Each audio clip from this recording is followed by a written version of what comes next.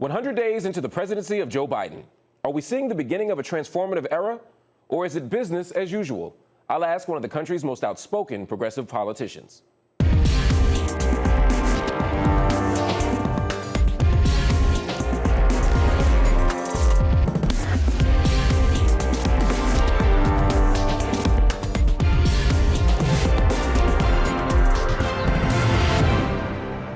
I'm Marc Lamont Hill. Also on the show, the absolute devastation caused by COVID-19 in India has shocked the world. But could it be even worse than it appears? I'll talk to a Mumbai-based investigative journalist who says the government is hiding the real numbers. But first, it's been 100 days since Joe Biden took office, and the U.S. president is being painted as a progressive hero. But is he really a visionary, or is he just not Donald Trump? This week's headliner, former Ohio State Senator and co-chair of Bernie Sanders' 2020 presidential campaign, Nina Turner.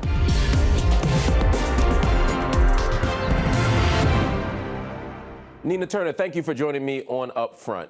When President Biden ran for office, he said that he would be the most progressive president in American history. Now, we're just 100 days in, and people are already making comparisons to Franklin Delano Roosevelt, FDR, and LBJ, Lyndon Baines Johnson, who introduced some of the most sweeping progressive reforms in American history. We're talking about somebody who basically was the architect of the crime bill, someone who helped push us into Iraq, someone who bailed out Wall Street in 2008.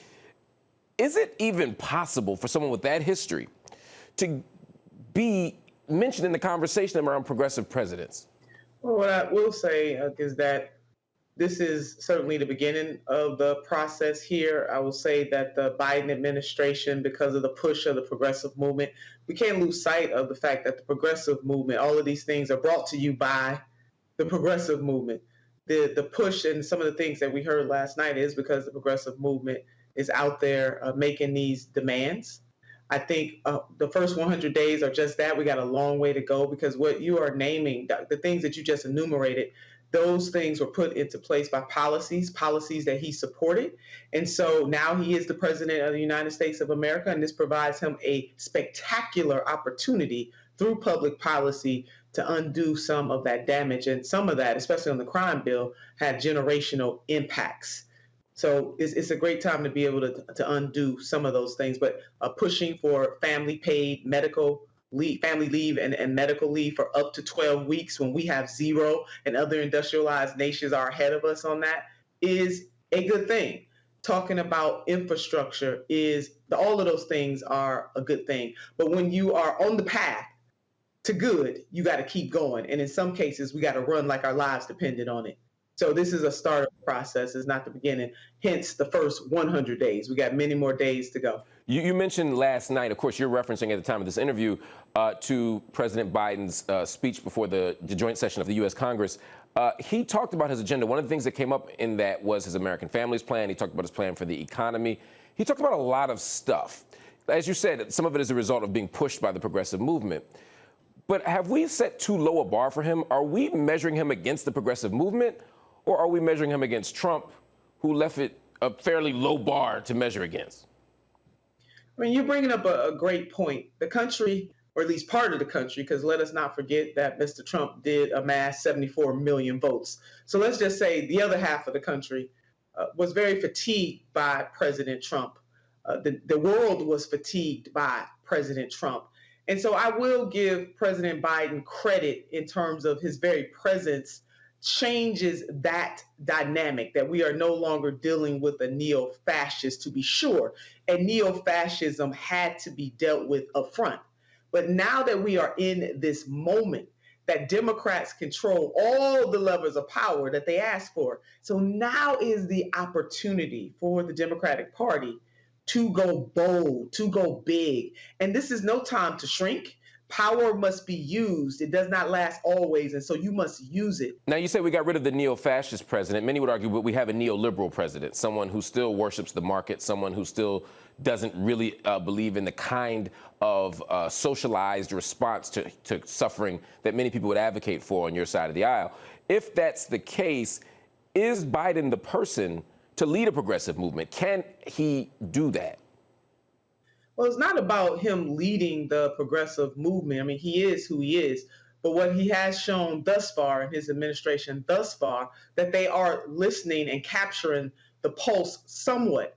Congress right now, they got to do what they need to do on the inside, and then we need the outside leaders to continue to push and have the courage to ask for more. That's the key. We're not going to settle. You got to have the courage to ask for more. And you can also say that somebody's moving in the right direction. Those things are not mutually exclusive. We're going to acknowledge some things and then have the courage to ask for more. One place I'm wondering is, are we moving in the right direction on immigration? Biden is continuing mass deportations at the U.S. border by continuing the Trump-era Title 42 policy, one of the most restricted immigration policies ever implemented. It's now being used to expel hundreds of thousands of immigrants at the border, including families and children. Now, the Democrats have called it racist and short-sighted, but now the Biden administration is using it to deport people en masse, particularly people from Haiti, for example. There were 100,000 expulsions in March. When you compare apples to apples, month to month, that's just as much, if not more, than Trump during that time. How can Democrats, in general, not just Biden, but Democrats in general, claim any high ground on this issue now? Sure. Well, we can't at this moment on that. I can't mince words there on that. We can't. And our Haitian sisters and brothers in particular, and other of our sisters and brothers from the Black diaspora, are not treated the same. There are many immigration reports and studies that show that there is a racialized and anti-Blackness, if you will, when it comes to the immigration of our Black sisters and brothers from the diaspora, and particularly Haiti. And that is a problem, and it must be fixed. So again, Democrats have a tremendous responsibility and an incredible opportunity to make things right. And in that particular area, we are not doing that. It's not being done in this moment. But that doesn't mean that the way that it is right now is the way that it has to continue to be. So we must push on that as well. Let's move to another issue that President Biden probably doesn't, in fact, certainly doesn't see eye to eye with you and many other progressives on, and that's the defund the police movement. He has, again, just like with Medicare for all, just like with the Green New Deal, President Biden has said, I don't support the defund the police movement. You have been very vocal in support of it. Given that, how optimistic or hopeful are you that this can actually be a plan that is put into place? There is no doubt that we must address the white supremacy, the anti-Blackness, and the caste system, not just within policing in America, but in every single facet of American society. And what we see happening in law enforcement right now with the killing and shootings of unarmed people, particularly unarmed Black men, is a reckoning of unfinished business in the United States of America. So the Department of Justice should investigate all police-related shootings, period. That should be the policy. That should be the way that the administration acts, bar none. Connecting and putting demands on any funding that goes to police departments or law enforcement agencies in the United States of America. So those are some things that can happen on the federal. Oh, and let's demilitarize. Now, I will say I have family members who are in law enforcement or have been in law enforcement. So I do understand this from multiple lenses. I get it. I will say this finally on this point. There is tremendous good in human nature, and there's also tremendous evil in human nature. So we would be naive to say that we don't need police. We do need police. But what people are asking for, particularly the Black community, is to be treated with dignity and respect, and for police officers not to be the judge, the jury, and the executioner. That must happen, and those types of policies have to be pushed, not just on the federal level, but also on the state level where I serve, and also the local levels of government as well. Let me push you on that just for a second. So if we can reimagine the system, why can't we reimagine abolition? I mean, I'm not saying that we cannot reimagine that. Yeah, let's have the conversation. But on the other end of that, we do have to admit that there are some people in society where police are necessary. You know, when I think about babies who have been killed by drive-bys, you know, my heart aches with that. You know, I served as a Cleveland City Councilwoman, and there was a situation where a skirmish happened at a park, And the people part of that took it to the streets where kids were riding bicycles and doing hopscotch and shot through a house and shot two young children under the age of 6. So for me to be naive and to say that there is not some need to have policing, that's not it. But it is the way that police are socialized in this country that is the problem, and also the total disregard and disrespect for Black lives that was built into the system from the beginning. The other day, during his address to the joint session of Congress, President Biden said that the middle class built this country.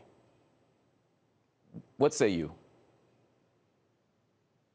Working poor built this country. Look, I'm not going to separate the middle class and the working poor. I'm not sure what he means by the middle class, but what I will say is that working people built this country. And if I were to go even further than that, historically, we know who truly built this country. The hegemonic nature of this country came on the backs of chattel slavery. That is real, and we must deal with that. As we progressed as a nation, working class people built this country. And you know what? Middle class people work.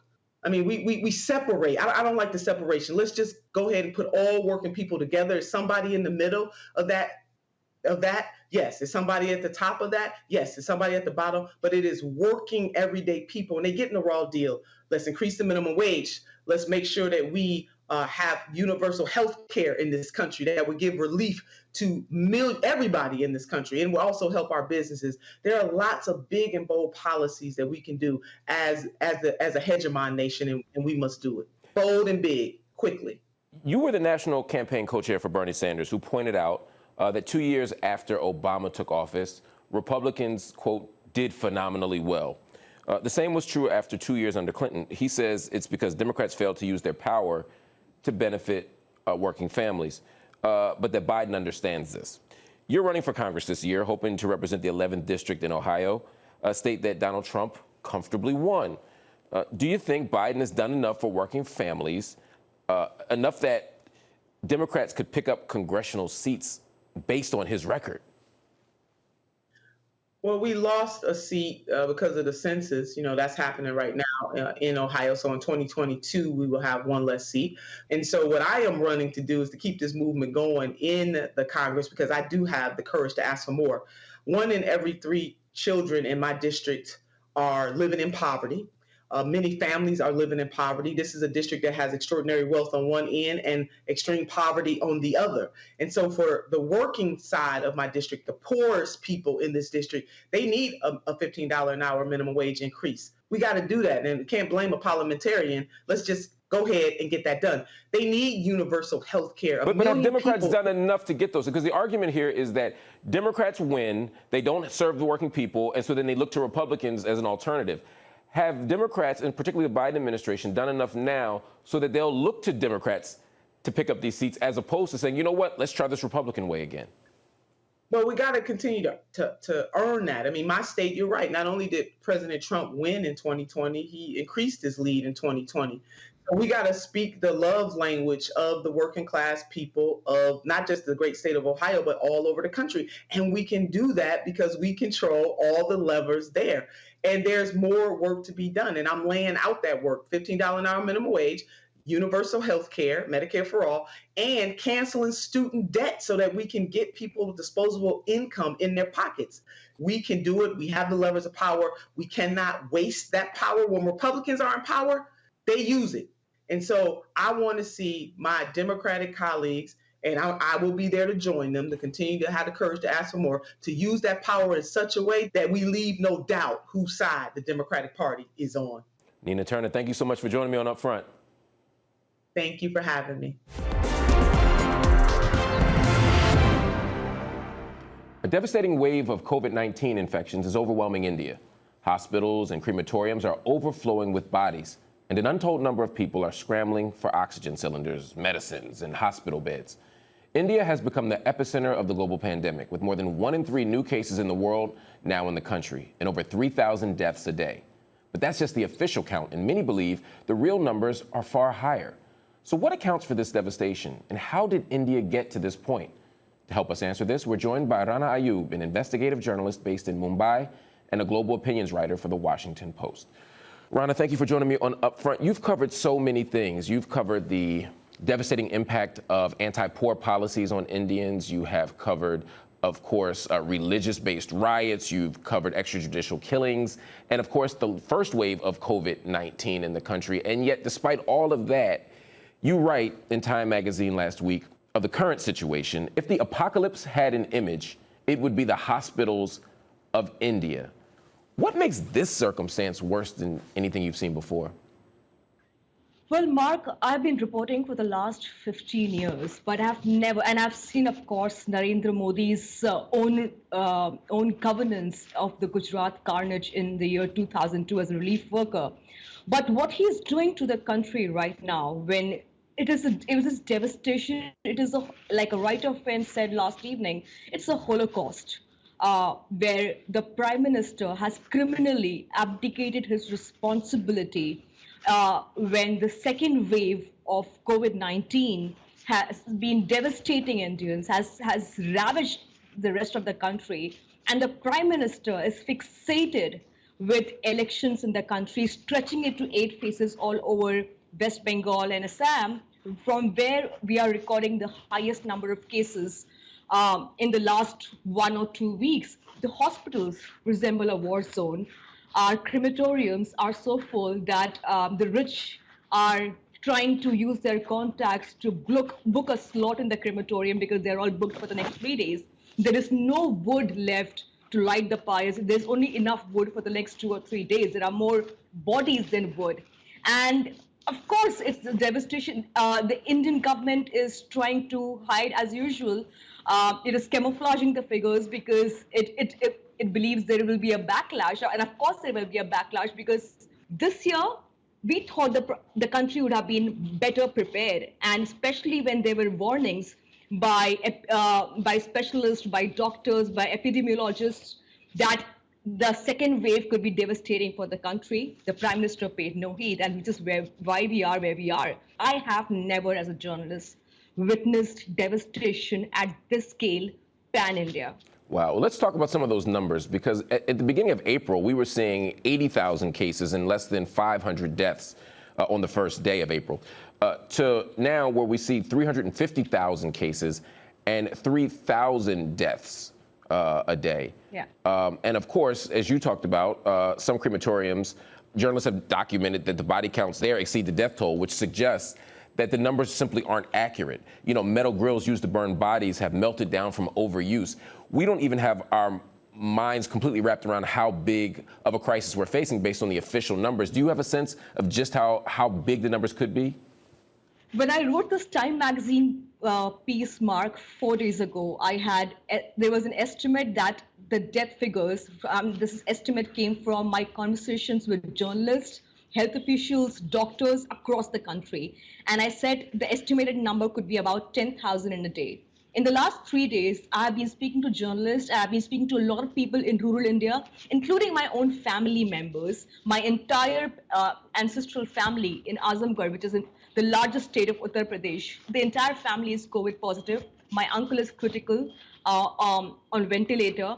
And when I spoke to a lot of doctors, the figures so far come to about 20,000 deaths in a day. A journalist sent me a video from a crematorium, and he says close to 200 bodies are being cremated at one single cremation ground in a small city of Uttar Pradesh. One can only imagine what the scale of the devastation will be across the country. It is at least 10 times more than the official numbers this government is out to give, and it has to understand more. I mean, and again, we don't have official records. There's no official data collection here. Would you say then that the government is invested in keeping the COVID death numbers low for its own political interests? Absolutely, absolutely. The government is invested in doing that because the government knows that it has behaved in a manner which is criminal. The Indian Medical Association yesterday called Narendra Modi, the Prime Minister of India, as the super spreader of the virus in the country. The Madras High Court has called the Election Commission of India, which allowed Narendra Modi, which was in cahoots with Narendra Modi, for the 8th-phase election, as the High Court has said that the Election Commission should be charged with murder. Now, that's a very, very serious remark from the judiciary in India. And that goes to prove that the government knows that it's going to receive a backlash, which is why it's trying to hide the numbers. There is a reason why the health minister of this country took a press conference just to tell people that the mortality rate is only 0.2%. If that is the case, why is the government trying to delete information from social media? Why has it asked Twitter to delete tweets that speak about the number of deaths? Why has the chief minister of the largest state in India, Yogi Adityanath, asked for arresting those people who talk about oxygen shortage or the number of deaths on social media? There is a paranoia. There is a paranoia that the government does not want to reveal the real numbers. There's no transparency at all. How much of this is about indirection and dishonesty and disinformation, and how much of this is about poor planning and mismanagement? The reason I ask is because I'm thinking back a few months ago when the Indian government essentially was declaring victory over COVID. In February, the BJP passed a resolution stating, "It can be said with pride, India defeated COVID-19 under the able, sensible, committed, and visionary leadership of Prime Minister Narendra Modi." In March, they said, "We're in the end game." It seemed to me that that's partly about political posturing and preparing oneself to advance a narrative. But did they just get this thing wrong, too? Was this also just poor planning and poor management? Did they think they won and actually lost? It's both. The fact that, when you have an authoritarian regime, which is surrounded by sycophants who were, as including the health minister and the home minister, who, when the vaccine rollout happened, India was creating this spectacle of Prime Minister Modi being this great world leader who's distributing vaccines to the world. A lot of time and effort went into posturing that Narendra Modi had defeated while the second wave was actually catching up. Last year, COVID-19 had brutally exposed the fact that India's healthcare system had completely collapsed. There are no ventilators in place. The blood banks are running out of blood. There is absolutely no planning. One would have forgiven Narendra Modi in 2020 saying, this came out of the blue and we were caught unprepared. What about 2021? How could he be forgiven? And the fact that despite being unprepared, the man goes around and holds election rallies and creates this kind of spectacle of this leader who has defeated something that was fatal to the Indian democracy. You had advertisement placed in the leading newspapers across the country declaring Modi as the leader who has defeated COVID-19. So when you spend so much time posturing, where is the time planning? Before you go, I wanted to ask you about everyday people who seem to be silenced when they push back against the government's handling of the COVID-19 crisis. The government had Twitter remove 50 posts critical of its handling of the pandemic. You yourself had 2 tweets deleted. Facebook temporarily blocked content calling on the Prime Minister to resign. The Chief Minister of Uttar Pradesh even asked officials to seize the assets of people who spread what he called rumors and propaganda on social media. What does it say to you about India that such a desperate humanitarian issue has been politicized and used as another site of repression, it seems? I mean, we pride ourselves in calling the world's largest democracy, but we have come across as this morally depraved country which does not even have its basic principles of humanity in place. If the world had a semblance of law and order, Narendra Modi should have been tried for crimes against humanity. But what you see right now is the chief minister of the largest state in India, which comprises of rural India, where every day patients are dying for lack of oxygen. There is devastation. And his only priority is to tell hospitals that you're not putting an SOS message for oxygen. A young boy put out a message on social media yesterday saying, "My grandfather is dying, I need oxygen." There was a police case registered against him. What does this say about the Indian democracy? It says that we are somewhere a morally dead nation, especially when it comes to our political class, which has lost all semblance of humanity. There are people trying to help each other out. There are SOS calls. And on the other hand, you have the ruling party putting videos of Mr. Modi's election rallies. There are 2 Indias. They don't reconcile. This is what Modi has brought us to, this place where these two Indias do not reconcile with each other. Rana, Ayyub, thank you so much for joining me on UpFront. Thank you so much. That's our show, and that's also it for this season of UpFront. I want to thank you for joining me, Marc Lamont Hill, and we'll be sure to see you next season.